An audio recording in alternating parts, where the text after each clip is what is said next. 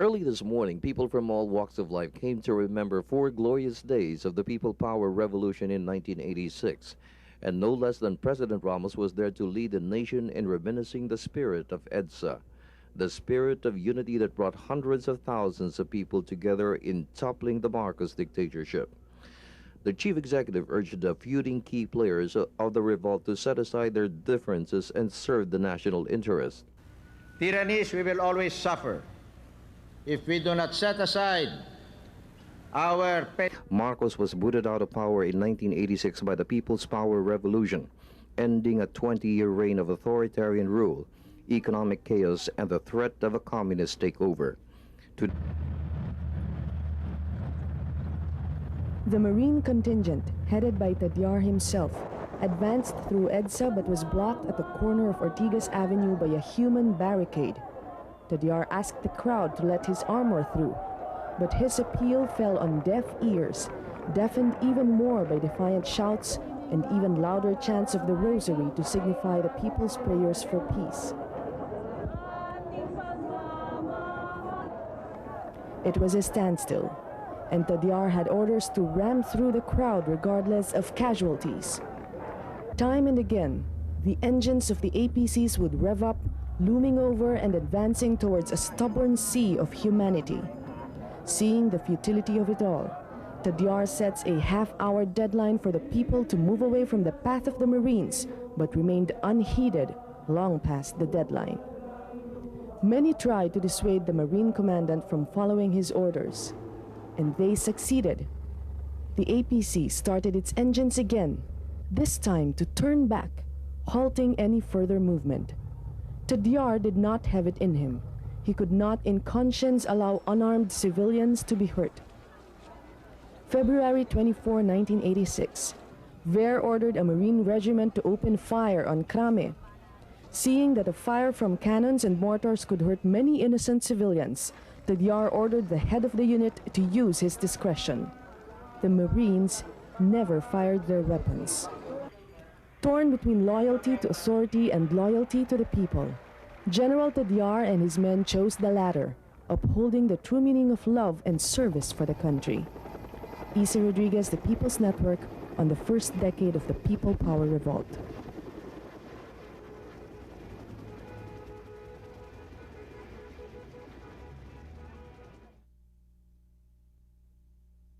The plan to oust the Marcos administration was hatched in December 1985. Then Philippine Air Force Colonel Charles Hotchkiss said the decision was nurtured by the brutal assassination of opposition Senator Benigno Aquino 2 years before in August 1983.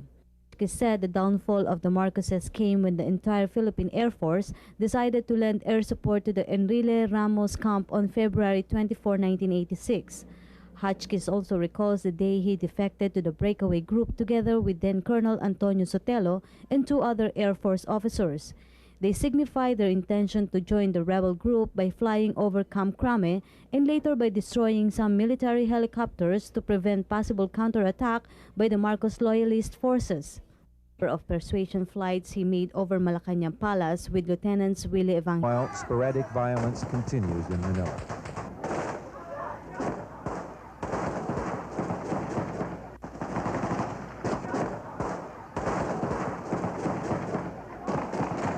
At least one gunman climbed a TV antenna and began shooting at the government television station seized yesterday by the opposition.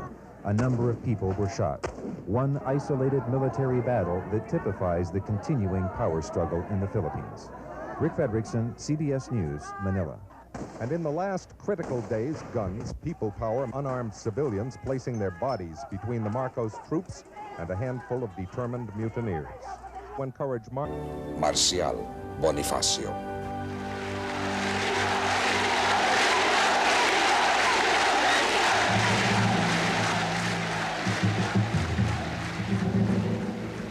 Ninoy, no name in Philippine history has ever held the nation in such a grip except that of Jose Rizal.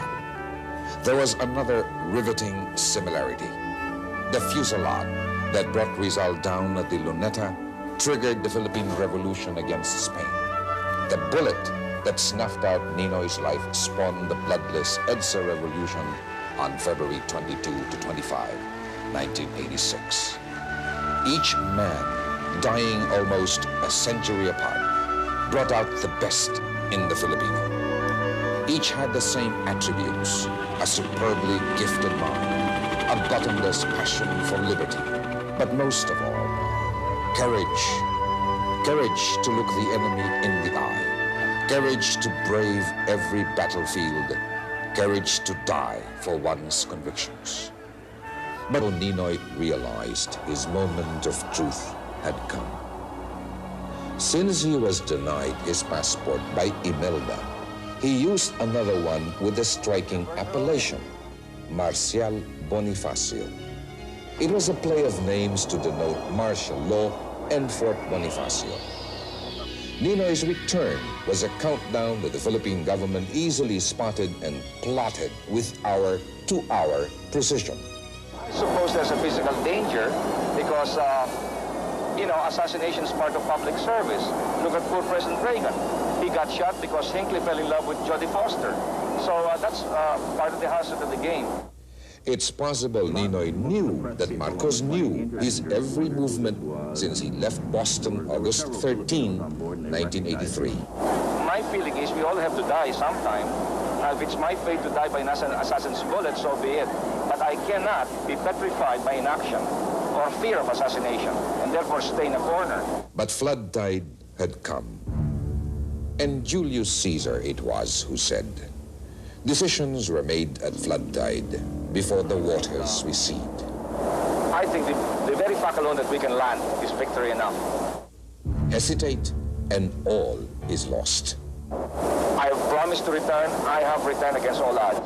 August sunlight was streaming down Manila when Ninoy's China Airlines plane landed at the MIA before noon. You have to be very ready with your hand camera because this action can become very fast. Yeah. In a matter of 3-4 minutes, it could be all over, you know. And I may not be able to talk to you again after this. As he descended with burly military escorts, 25 shots rang out. Only one of them, the first, it seemed, killed Ninoy. The killing was awesome. It was also obscene. It did not square with the culture of the Filipino. It was like a hand crawling out of a slimy rock. It had an animal scream to it, a primal scream of somebody gone completely mad. It was unchristian. And because it was unchristian, it roused the Christian nation first to shock, then to shame, then to quiet indignation, then to street out.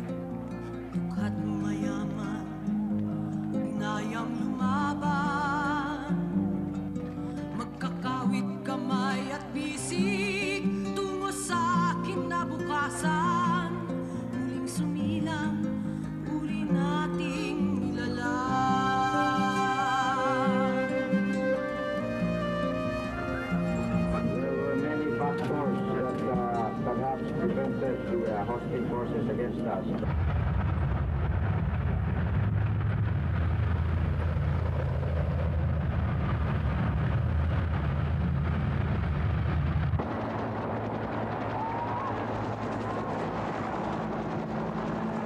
Tibay ng pananalig ang ating kalasag.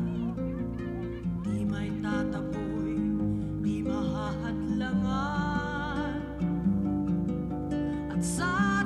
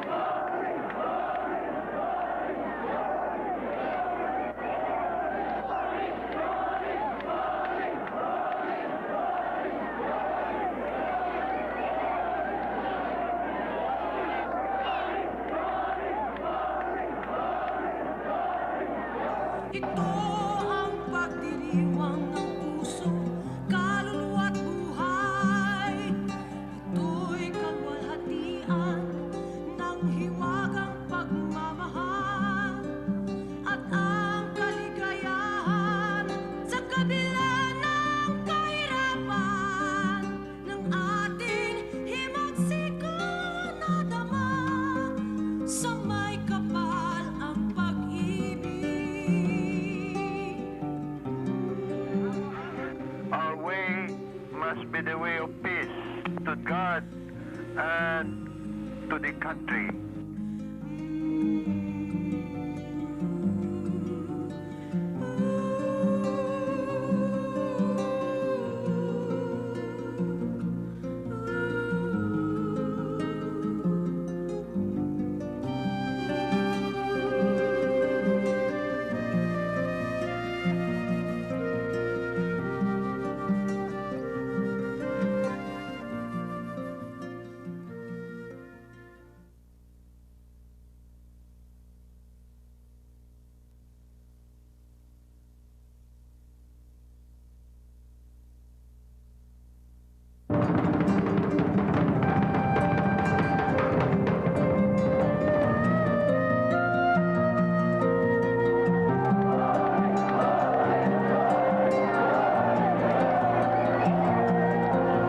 Shoutings on the streets were trials of rebirth. The rich and the poor were fighting as one. Arms linked with one another, we share the future together.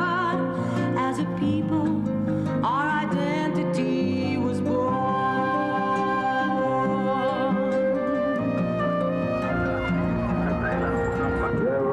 Factors that perhaps prevented the hostile forces against us from firing their weapons.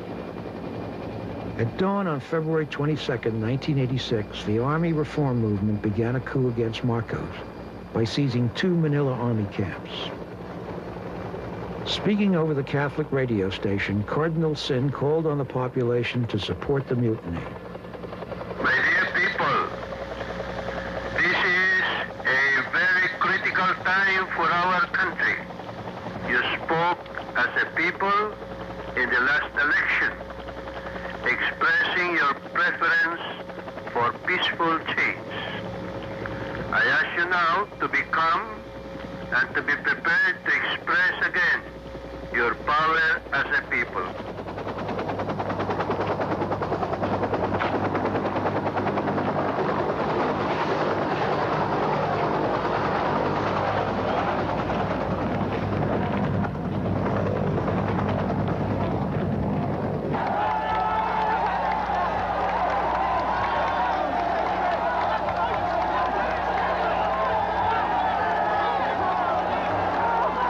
One of the dissident leaders was General Fidel Ramos, the Army Chief of Staff, a West Point graduate. The other, Juan Ponce Enrile, was Marcos's defense minister. Responding to Cardinal Sin's appeal, thousands poured into the streets to support the uprising. We have committed this fatal act in order to bring to the world and to our Filipino people that the sad situation in the country is now coming to pass, and the day of reckoning is approaching. Cory had crystallized the opposition to Marcos.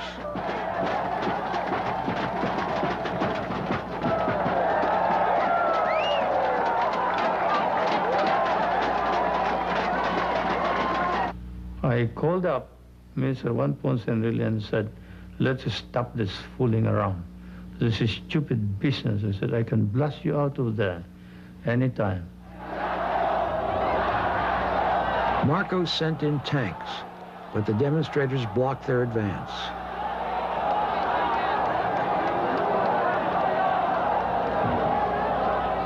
Marcos hesitated. He feared that bloodshed would hurt his image in the United States.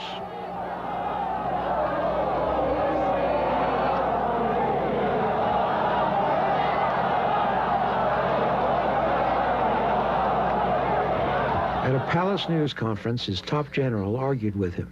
I understand you gave them orders to wait. I told them to wait because they are massing civilians near our troops, and we cannot keep on withdrawing. They asked us to withdraw yesterday. When I talked to Mr. Enrile, he said you talk to you, we withdraw a little. My order is to disperse we cannot the crowd. withdraw all the time, Mr. President. Without shooting them. No, hold on. You disperse the crowd without shooting them.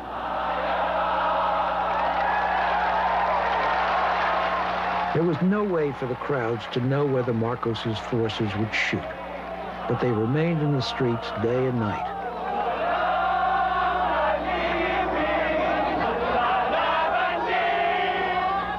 It was the most religious celebration you ever saw. It was priests and nuns everywhere, but not only that, the statues of the Virgin Mary, the rosary everywhere in front of the tanks. It was a religious celebration.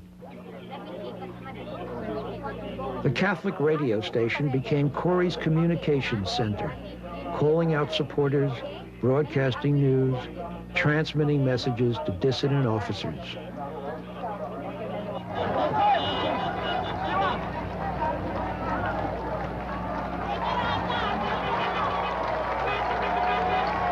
Marcos became more and more isolated as entire army units turned against him.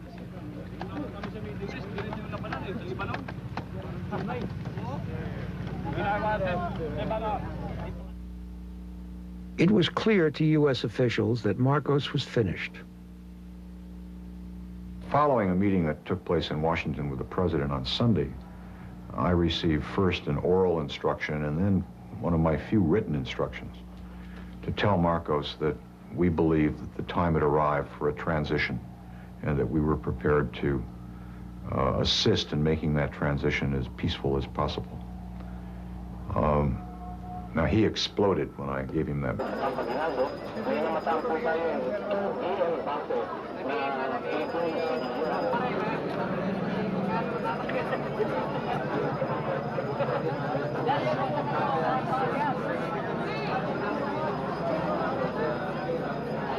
Hello, Mike. Hello.